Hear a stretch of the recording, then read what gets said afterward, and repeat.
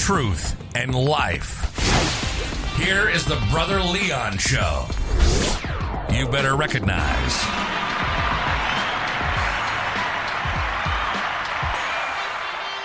What's going on, listeners? What's going on? Let's go on in this piece.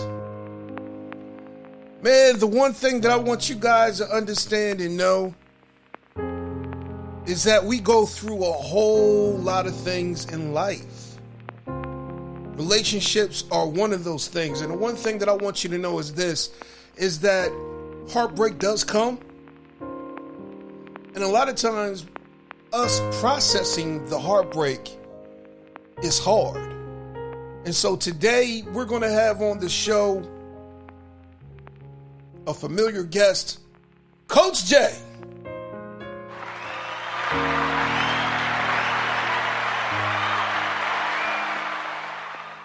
And the one thing that I want you guys to understand and know is that Coach Jaye, she's a vegan, she's a life coach, she's a health coach.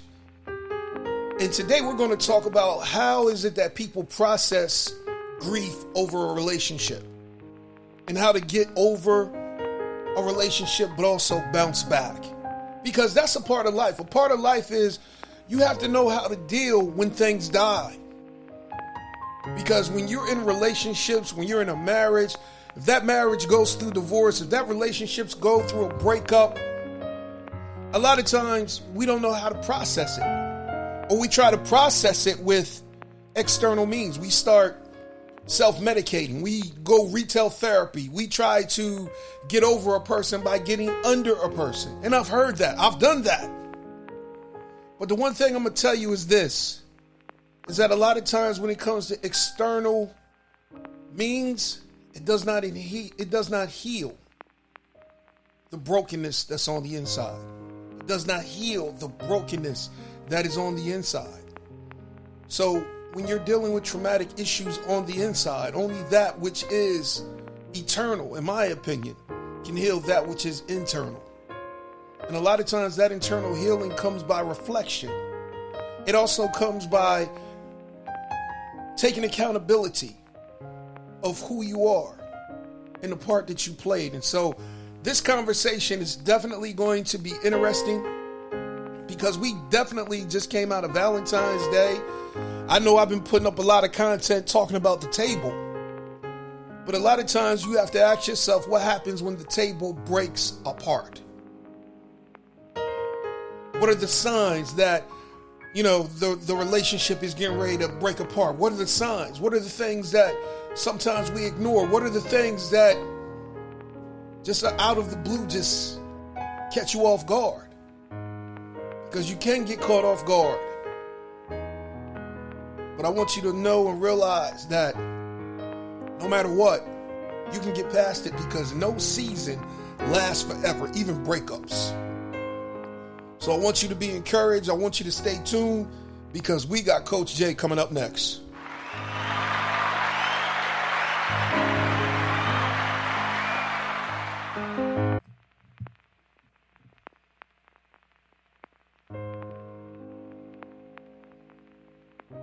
All right, guys, here's Coach Jaye.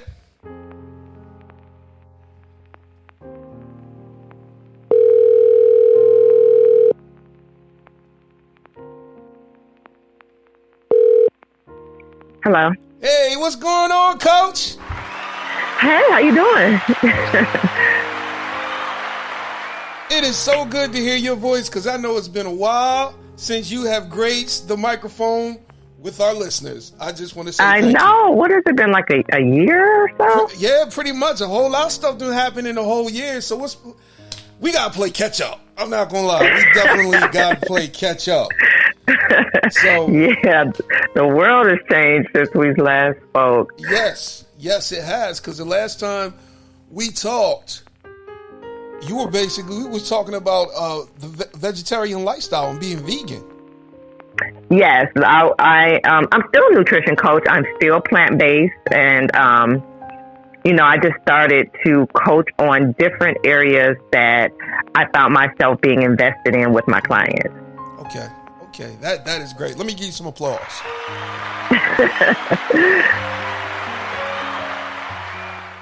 So, Coach, let me just start off with the first question, just in case our listeners are new to you. Who are you? Well, I'm a coach, that I'm very much into personal development, in all areas. I'm not just a nutrition coach. I'm not just a grief coach. I'm not just a mother. Like, every aspect of my life I'm invested in. So I'm really a person that's into just optimal health all around. And I try to help myself and those around me either directly or by being an example for them to follow. I really believe that we can live like our best lives, as people say, if we take the time to be accountable and to be present and to pay attention, because so many things go unnoticed if we're just going on our day to day, paying bills, going to work, and then, repeat. And so a lot of things can get lost just by habit. And I just like to take a pause and to kind of jump in there and redirect some of those things that's causing conflict with our health or any area of my life or those around me. Okay. Wow. Thank you for that, Coach. Thank you for that. Mm-hmm. Because we definitely need people who are going to be there for us. That's the God knows truth. I ain't gonna lie. Since COVID, oh my God, it's the need for trying to, have mental health, going through grieving, just having a life coach during these COVID times and being out here in these COVID streets. I'm like, it's a necessary thing that you need to have. It's almost like, yo, man, I need a counselor, like I need a physician, like I need a regular physician that I see on a regular. Yeah, and I'm glad that you said that, because a lot of Black people tend to look at life coaches and counseling and therapy as a luxury, as a bonus after you've fulfilled all your other needs and wants. And if I have something extra, I'll put it towards counseling or coaching. And so a lot of times when we get overwhelmed, we're so busy trying to fill the cups of our needs that we don't realize that getting mental health is an actual need. It just wasn't presented to us early enough for that to be part of our, second nature. So we don't really know that is available to us before things get out of hand. A lot of times people will wait till things just get so chaotic. Now they have to get someone. And coaching is not just strictly for you to get, once you're just completely derailed. You can get it for preventative measures. Like when you start to feel yourself sliding down the wrong path or starting to feel depressed, or, you just need some redirection and you need someone to talk to that isn't biased, that knows you, that you can just vent to and release some of that emotion or get some advice. Coaching is for all of that stuff. It's just not to kind of reel you back in from out of the deep end. Yeah, exactly. Because I think a lot of times, even in our community, we feel like I just need to go to church or I just need a hot bath. Yeah, and go sit down somewhere.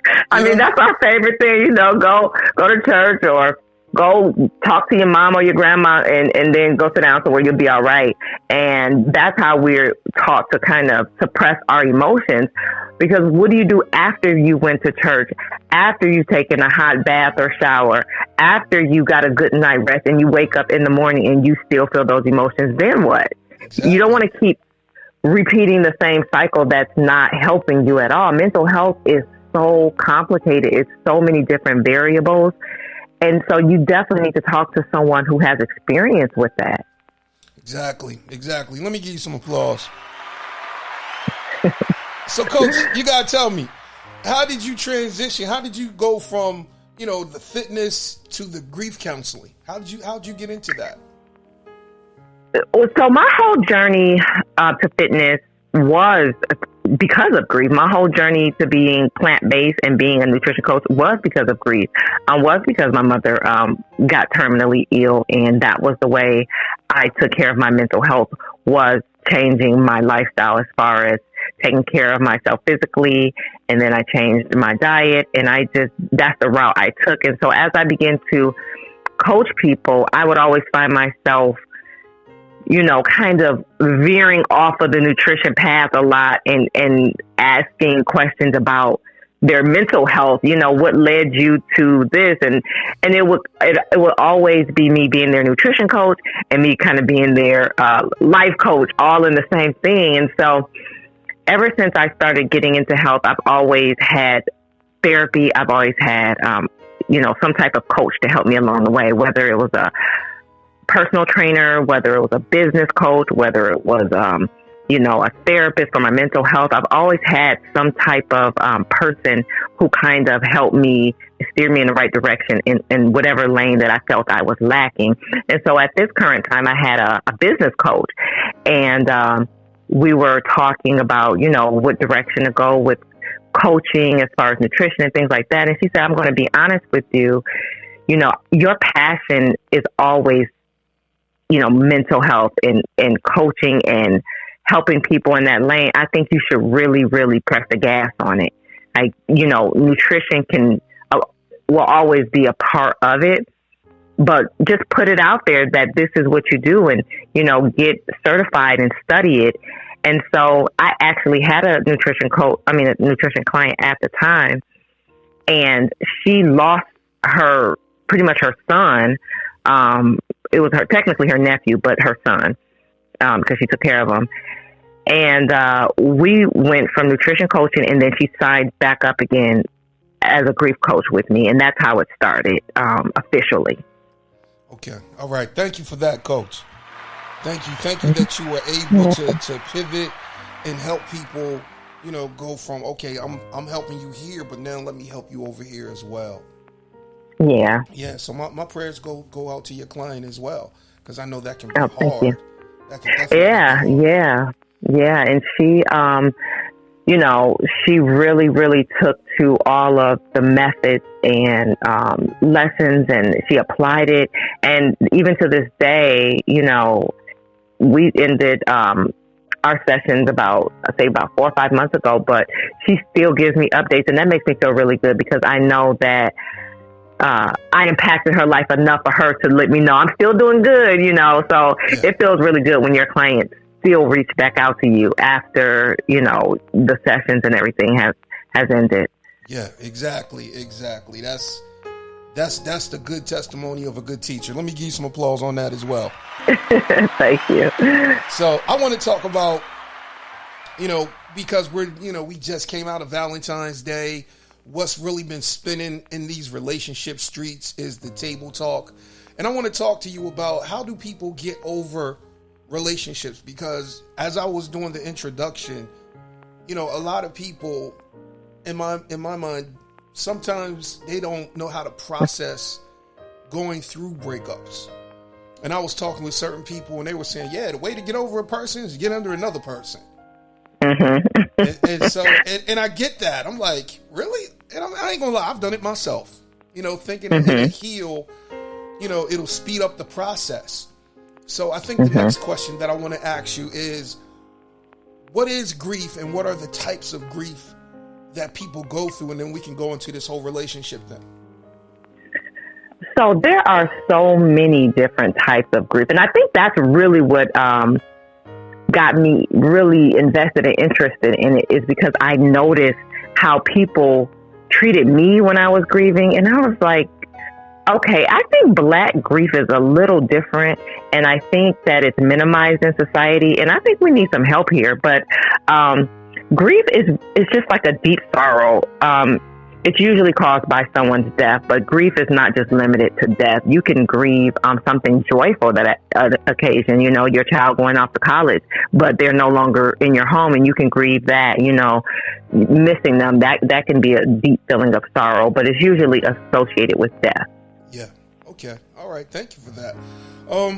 So going into this whole relationship thing, and even a part of the child going to college. I remember when my son started getting independent and he started driving, and then he stopped coming over, because I would have him, our custody arrangement was every other weekend.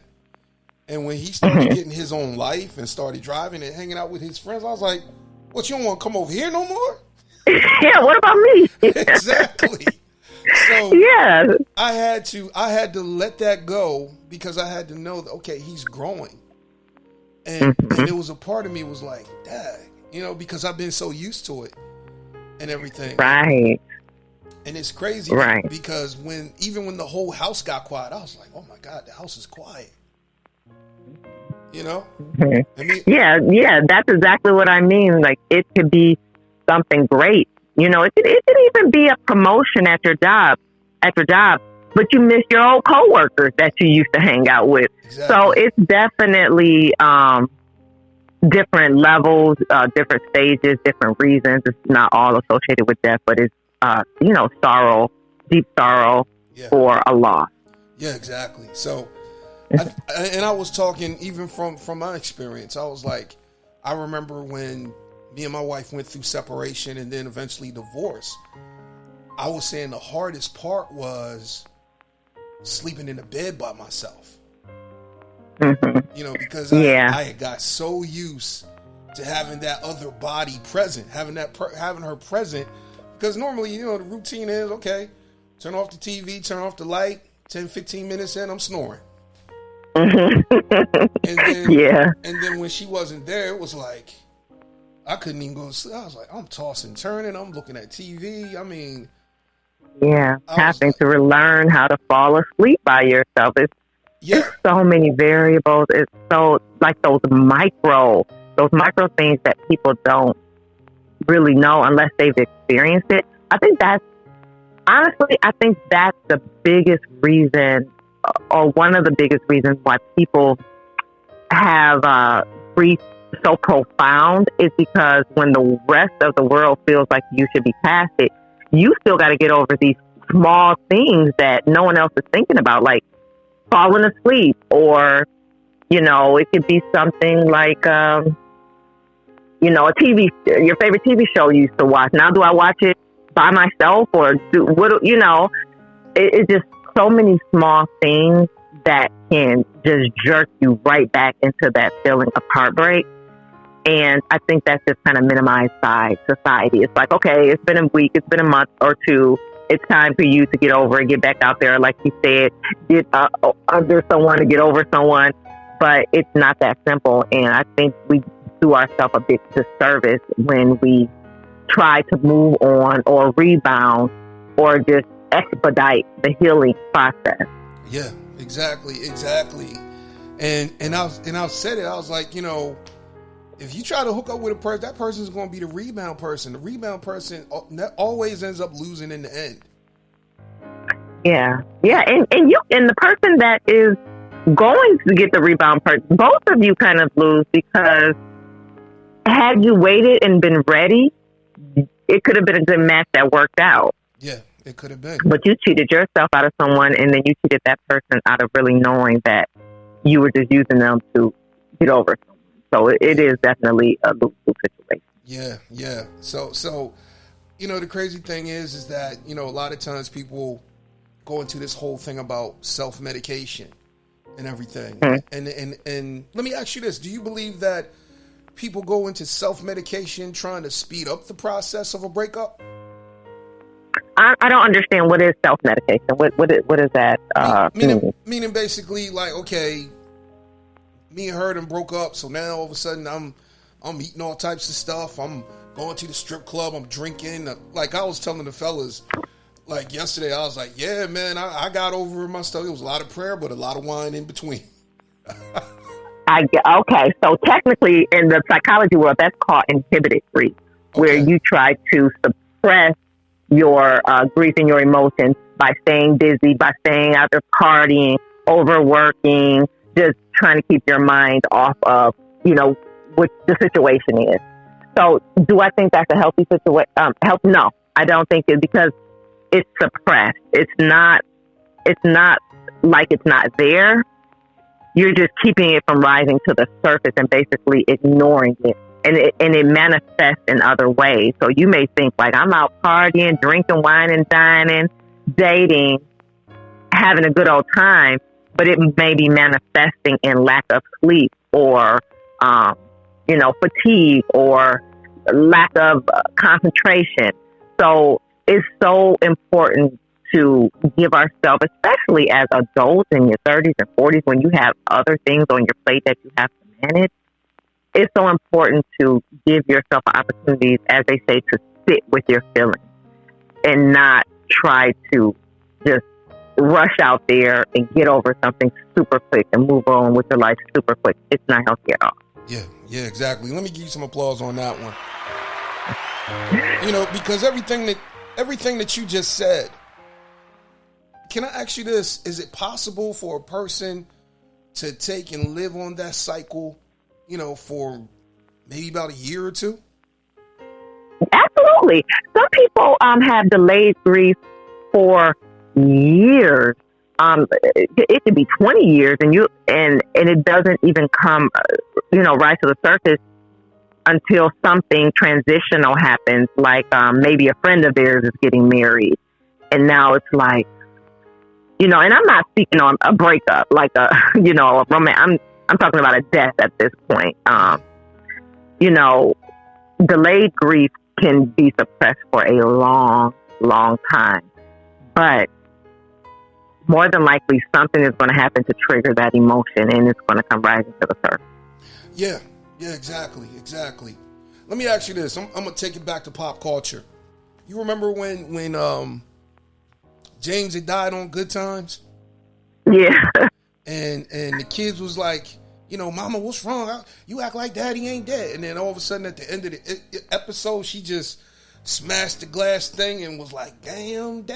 And it was... that famous episode. Mm-hmm. So the thing that I want to ask you is, how do you take people's feelings when, into consideration when a lot of people are feeling like, okay, you should be feeling this way. But see, Florida was trying to serve a lot of people and everything like that. And then at the end of that episode, she just had that breakdown.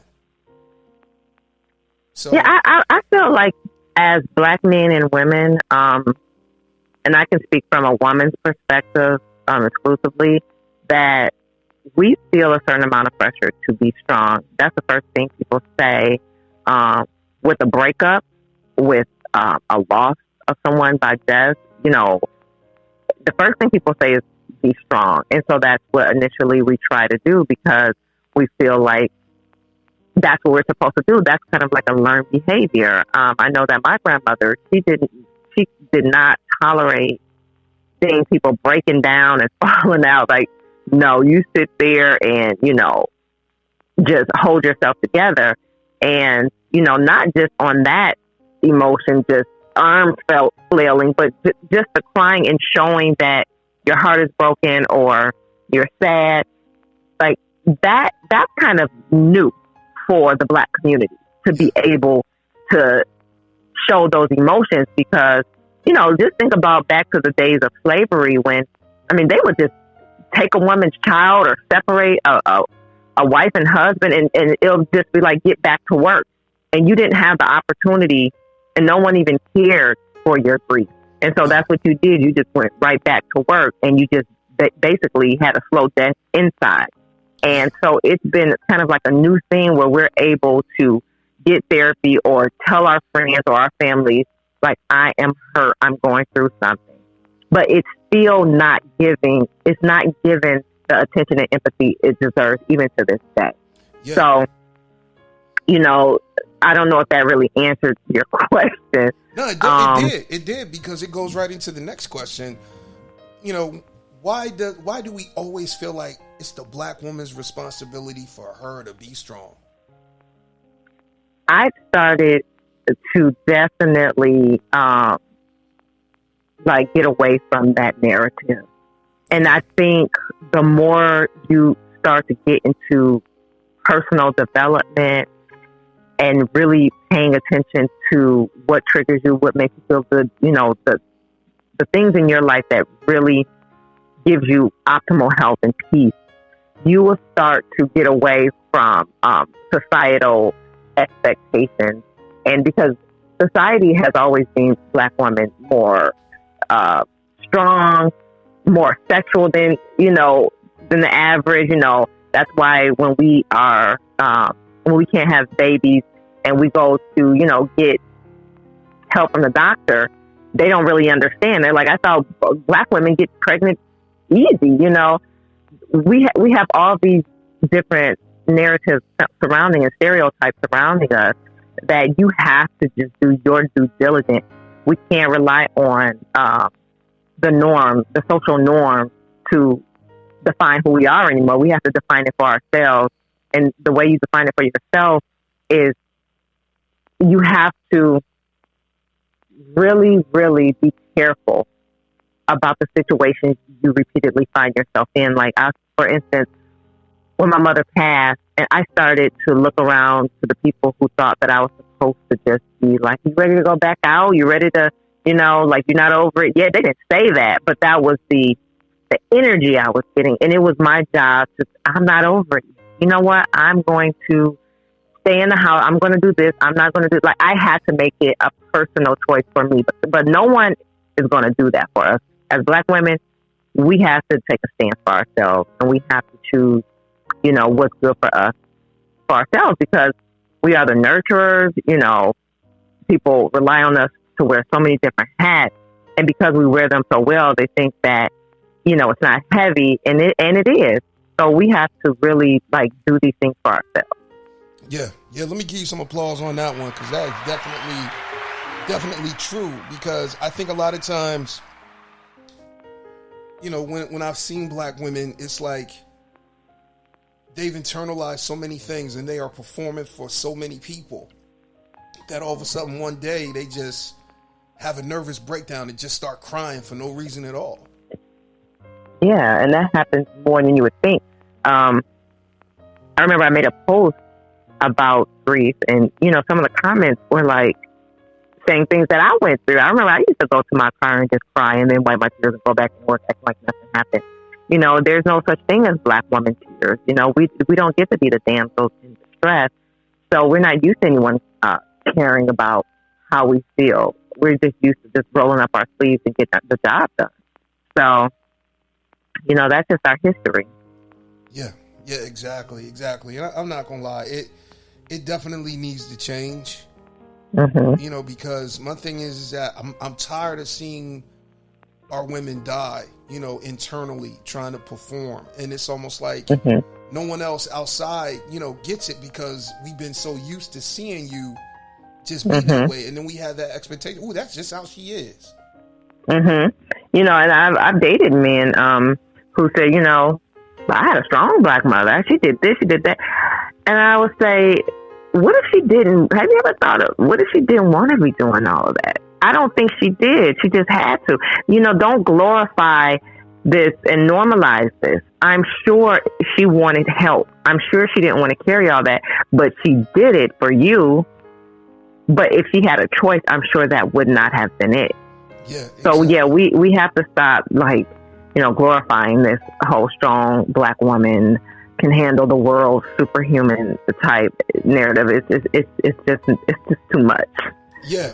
We got to get out of that, whole Wonder Woman. But you got to remember, Wonder Woman is also Diana Prince. You said Wonder Woman what? Wonder Woman is also Diana Prince. Wonder Woman had an alter ego. Oh, exactly. So, if you look at the spin on it, it's just not possible. It's just not possible. Exactly. So, and I tell people, like, yo, you ain't Superwoman, and you ain't Jesus. And the reason why I say you ain't Jesus is because you ain't died for nobody's sins, and don't let nobody crucify you on a cross. Absolutely. It's a hard lesson to apply when you've been doing it for so long, but you're absolutely right. Yeah. So let me ask you this, because there are so many women who they've been so used to doing it for so long. What happens when they've run across a person who wants to help, and all of a sudden they have a hard time trying to let go of the reins? That can be hard too.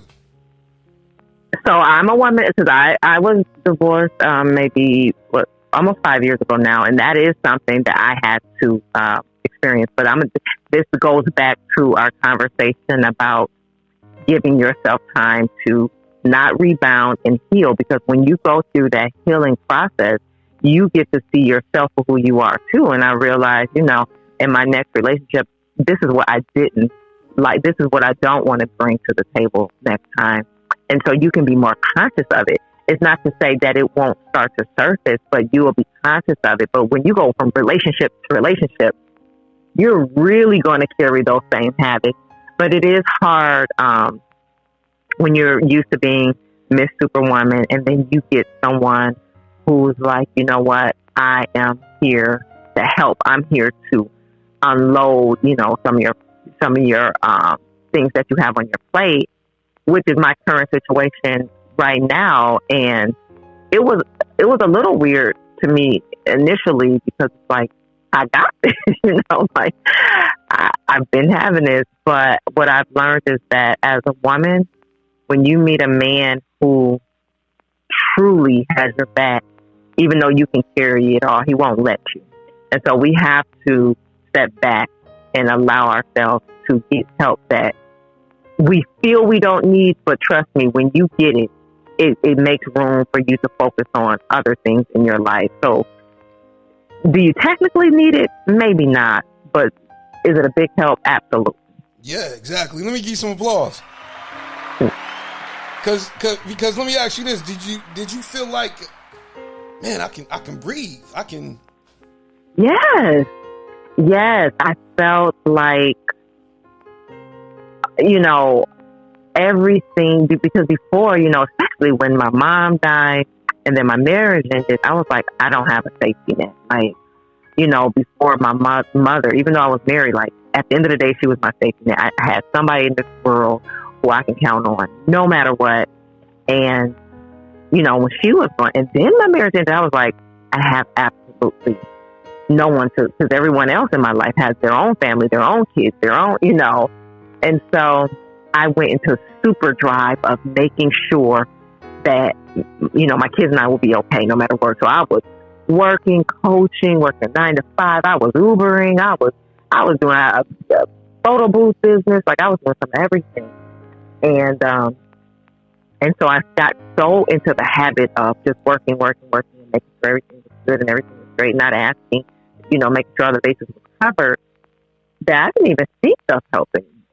And so when I did, when someone did come into my life that was like, let me help you, I had to really, really intentionally, and I call this manually. We have this thing where we coach, where we call it manual or automatic. You know how when you drive a car? Yeah, exactly. So manually doing something is where it's not your initial reaction. It's not your first thing you go to. It's not a habit yet. You are manually thinking of doing the right thing day after day until it becomes a habit. Because we don't just create habits. Habits just don't form.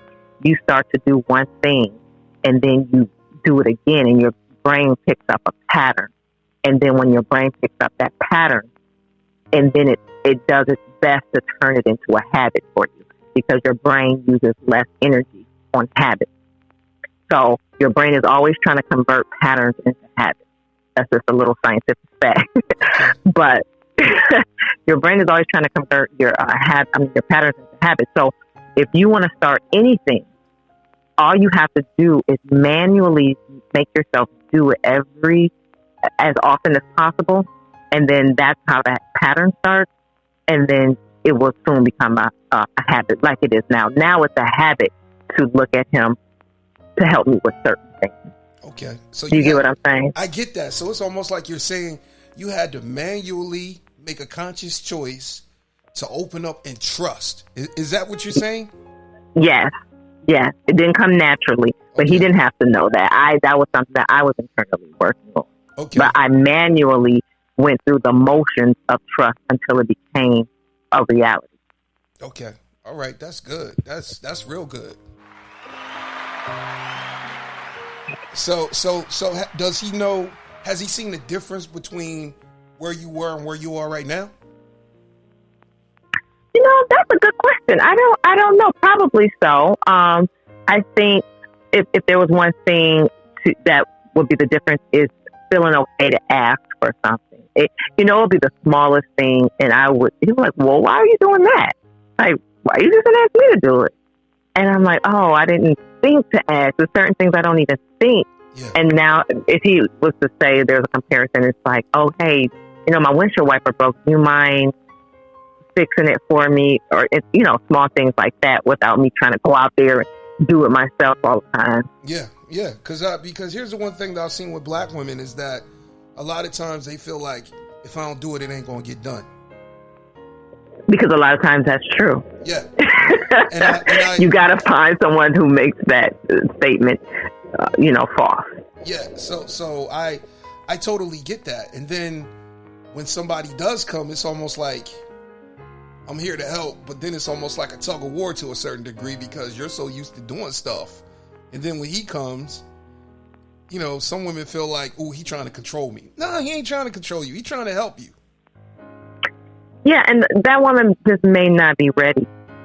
Yeah. Yeah, I've seen the little memes and stuff like that where they'll say things like a lot of women want a real man, but they don't know that real man requires femininity, and they'll say a few things, and it's very true. You don't get to have a real man, as they say, quote unquote, real man, or whatever type of man you're looking for, without having to have expectations to meet him.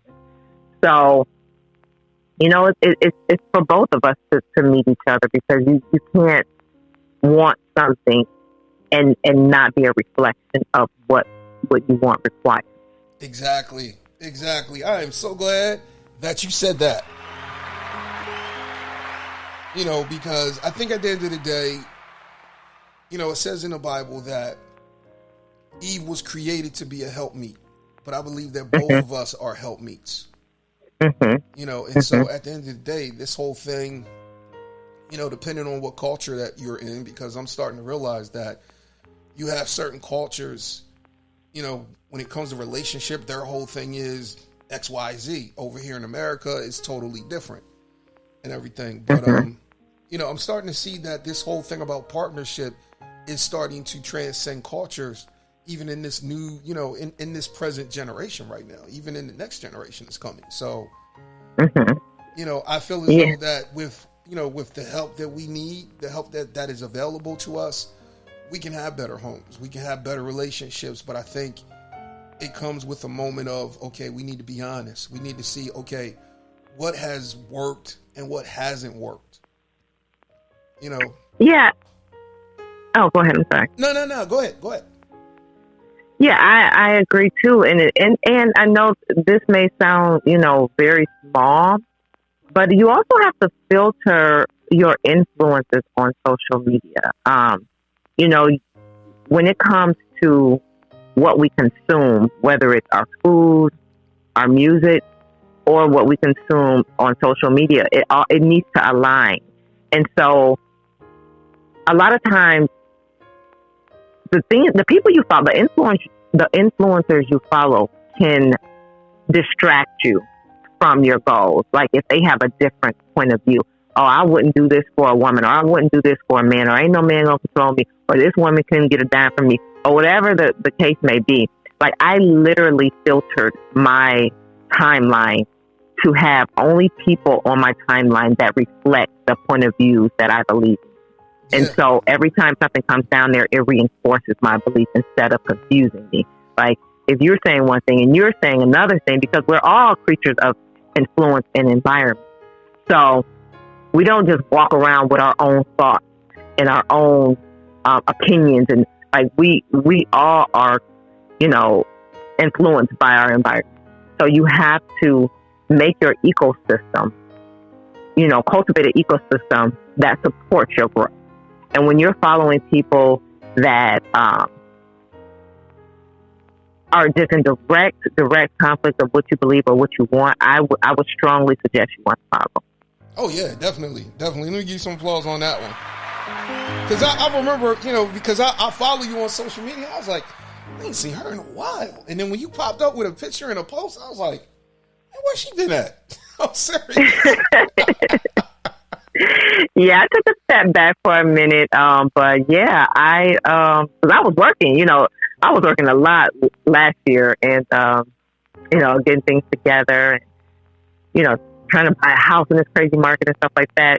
But this year I'm really focusing on the grief coaching and, one of the methods in grief coaching, of course, is going to be nutrition, because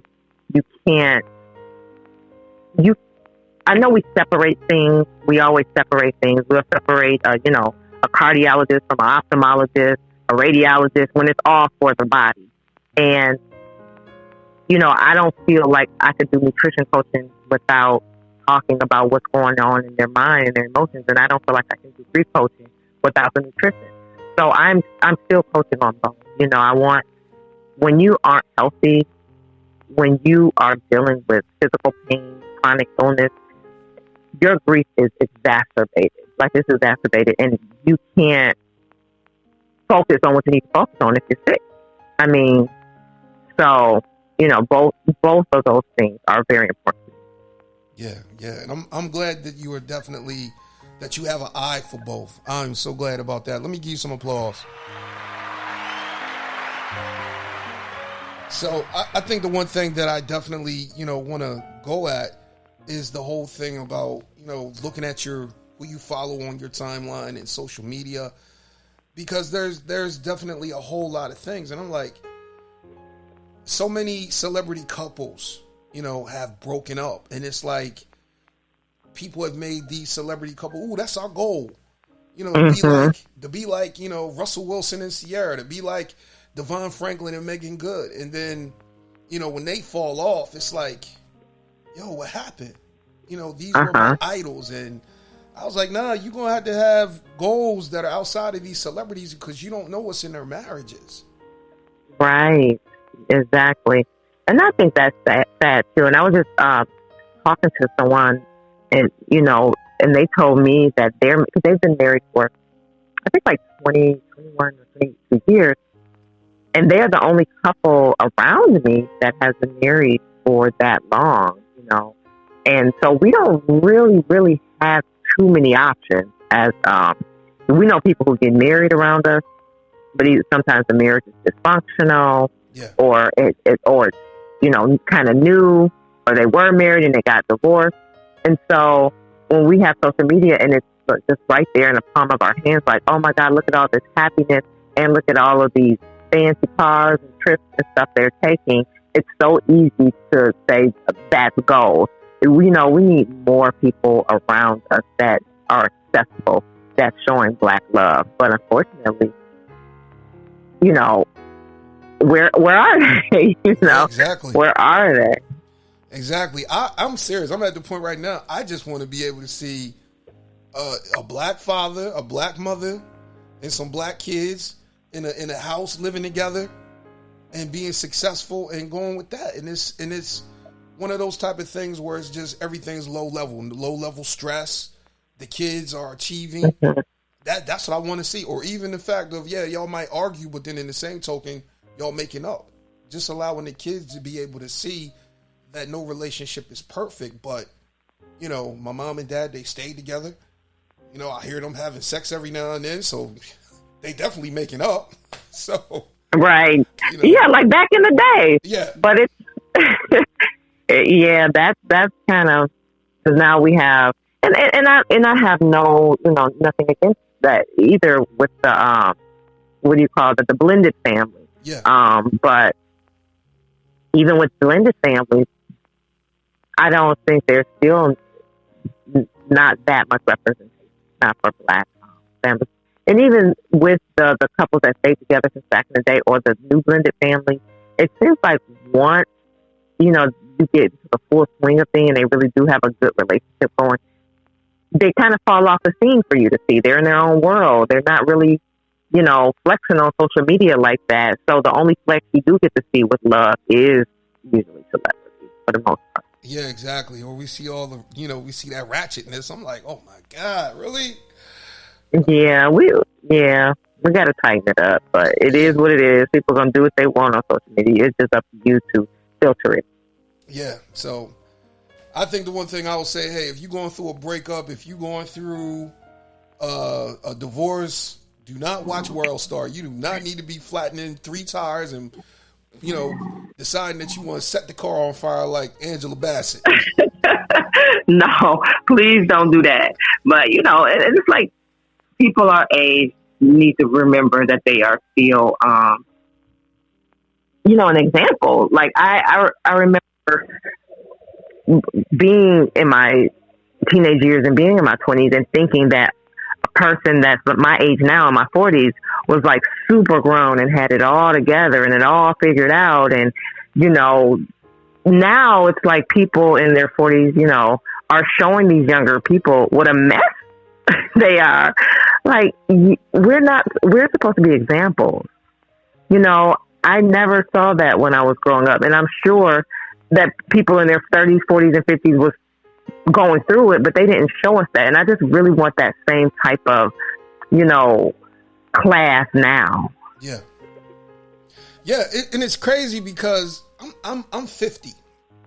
And the crazy thing is that I've had the opportunity to speak with women who are like, you know, they in their 30s. And I'm like, oh my God. Like, how did you come into this type of knowledge at your age? And it's almost like it's like they got an old soul. And I'm thinking to myself, like, I wish to God I could meet a woman my age that think like this woman. I'm serious. Yeah, they're there, but they're probably somewhere scared to come out. Yeah, probably, you know? Yeah, so much drama. They probably be like, I'm talking, I ain't dealing with none of these niggas. Right. Because probably scared. And I get it because I said this. I said, yo, before I settle, I will get a sex doll and a dog. I'm serious. No, that's what they were saying on the one podcast. You're going to end up alone with the dog.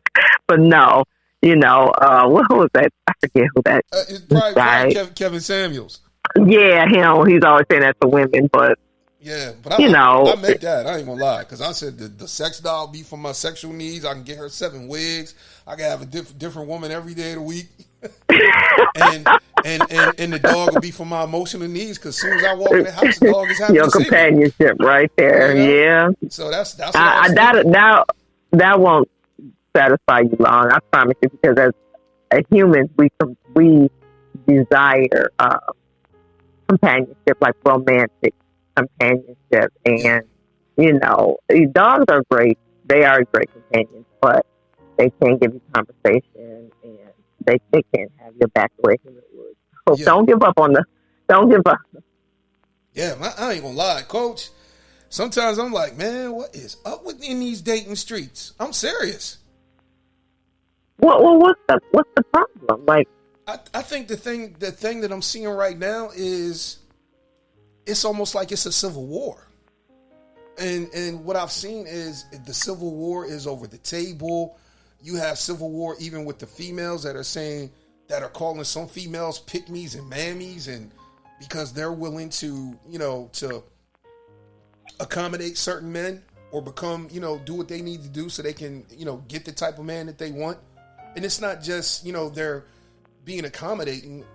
It's almost as if, okay, I'm willing to do this. You can't complain about what I'm willing to do if you ain't willing to do nothing yourself. So it's like a civil war, and it's like black women at each other's necks. And I'm like, I never thought in this day and age that I would hear black women or black women and women of color go back and forth calling each other pick-me's and mammies because of one person's willingness to do something that another person won't. I mean, but it's all about like the anonymity of social media. Like, if this was in person in the same room, people wouldn't say half the things they would to each other that they do online. So it's making us desensitized and taking, you know, the fact that these are actual people with real feelings, just like not taking that into consideration at all. And I think that's really causing so much disruption. And the dating world is causing disruption in just the black culture, period. But, you know, honestly, for me, I don't see a lot of that, because when I say the moment I get a glimpse of any type of thing that disrupts my peace, that disturbs the flow of, like, you know, I read a book called The Minimalist, and it was talking about your home, like to become a minimalist. But I not only became a minimalist in my home, I became a minimalist like in my world. I started removing things, and the thing that the book said is if it doesn't serve a purpose, you know, like let's say your stove serves a purpose, or if it's not beautiful, like art on your wall, or if it doesn't make you laugh, get rid of it. If you haven't used it in a year, get rid of it. And that's how I treat my home and also my life. You know, everything has to be mutually beneficial. Everything I read, see, listen to. So when you see those type of things, you figure out how it even got into your life to begin with, and make sure that you narrow that entryway so that you don't have to see it or experience it again if it's up to you. Okay, yeah, that's definitely something to definitely consider and definitely look at. Let me give you some applause, Coach. I like that concept. I like that concept, and you keeping yourself free from certain vibes and energies. Yeah, because it's up to you. No one's going to say, you know what, I know he's trying to have a peaceful life, and I know he doesn't want to see no drama or no name calling. So let me make sure, you know, no one's going to do that. So you got to do, you know, your due diligence and just making sure that you create your own ecosystem, your own environment, your own culture that represents and reflects who you are. Okay. Yeah, that's definitely something. Coach, this is probably going to be the final question. How do you know when you've come to a place of healing to begin to move on and maybe even consider getting into a new relationship? How did you know? For one, I think one of the telltale signs that you're ready is that you're not dating to solve a problem of lack in your life. Like, I'm dating because I don't have enough money, or I'm dating because I don't have a good sex life, or I'm not having enough sex. Like, when you are not trying to like cure something and you're literally dating for it to seek a mate, you're not dating to try to hurt someone or get over someone. Like, you're not trying to solve the problem of being deficient in any way. Like, all of your cups are full. You're ready to have an addition to the abundance of your life. I think that's when you know. Because, yeah, so many people are trying to fill a void. You know, dating and finding a mate is not to fill a void. Now, companionship is a different thing. But when you're dating because it's like, whew, these bills would be cheaper if I had somebody help me pay them, or, you know, I wouldn't. You know, just trying to fill an area of lack in your life. Like, people are drawn to abundance. So, you know, try to get that person into the overflow of your life, not into trying to help you fill a cup that's running low. Does that make sense? It makes a whole lot of sense. It makes a whole lot of sense. Yeah, don't. It's almost like you're saying, don't date because you got a need. Yeah, I mean, I understand the need for companionship. Like, okay, I'm ready to have someone in my life so we can, you know, travel the world and be friends. But none of that sounds like, oh my God, I can't travel unless I have a mate. Or, oh my God, I can't travel unless I have a woman. No, you're still traveling, but it would be great if someone could go with me. Do you see the difference? Yeah. Like, man, I'm paying all my bills. I got money in my bank account. You know what I mean? But man, we could really build if I had a wife or a husband. Like, we could really, you know what I mean? So they're not coming in fixing a problem. They're adding. We're building. Now it's starting to, you know, the levels are getting higher. Now, I'm not trying to get you to ground level. So it's a major difference. Yeah, definitely. Coach, I just want to say thank you. That's the God knows truth. You're welcome. You come with the thunder. Let me give you some of that. And I just want to say I appreciate your perspective. So how can people follow you? Jaye Struthers, Struthers. That is my Facebook and as well as my social media. Okay. So if people want to get in contact with you for counseling or coaching, they can contact you on your social media? Correct. Okay. All right. Hey, Coach, leave us with some words of wisdom. Leave us with some words of encouragement, because you're bringing it today. Well, my words of wisdom is that grief is yours, and it doesn't matter if someone has went through the same exact thing as you.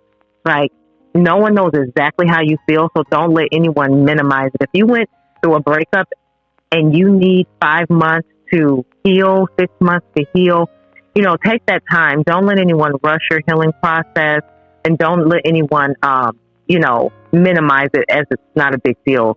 Mental health is so important. Healing is so important, and we have to take the reins on that. We don't have a lot of representation for our Black community. So it's up for each individual to really know the importance and know where they stand, with their feelings and their emotions. And then when you're ready to get back out there and date again, just make sure you're dating for the right reason. I like that. Thank you for that, Coach. I got to ask you this, because I'm seeing this. Coach, are you going to write a book anytime soon? Yes, I am. I'm glad you asked. Yes, I am currently writing a book. Okay. It's definitely going to be about Black mental health, Black grief. And I think I'm going to also tie nutrition in there, because that is causing a lot of mental illness, the way we eat. I can't wait for that book to come out, because as you were talking, I started seeing a book and everything. So I'm like, all right, Lord, thank you. Yes. Thank you, Coach, because I'm telling you, we need prophetic healers. We need people that's going to deliver us and show us the way of freedom and truth. That's the God knows truth. Thank you so much. All right, Coach, you be blessed. You as well. Thank you for having me. All right. Thank you. All right. Bye. Bye-bye. All right, guys, that was Coach Jaye.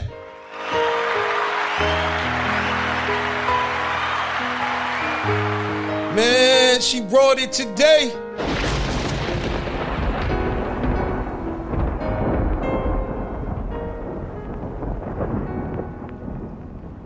And I think the one thing, like she said, you cannot rush the process of grief. And that's the God knows truth. You cannot rush that process.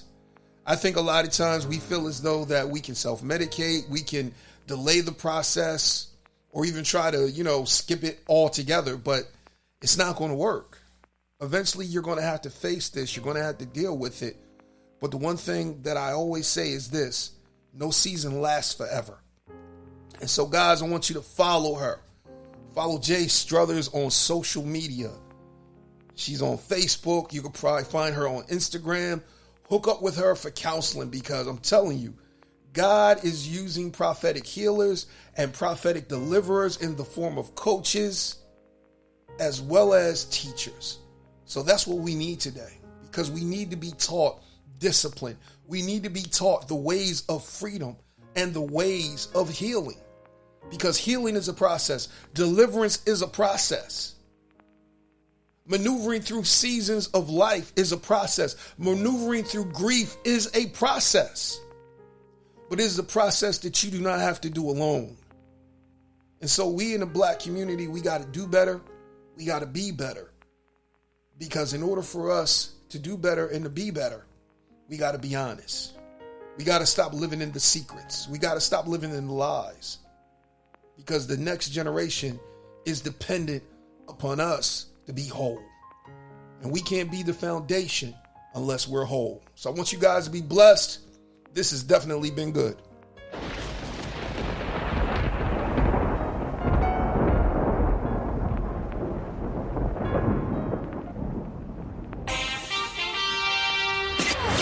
Walk in the truth that makes you free every day. Follow Brother Leon on all social media outlets.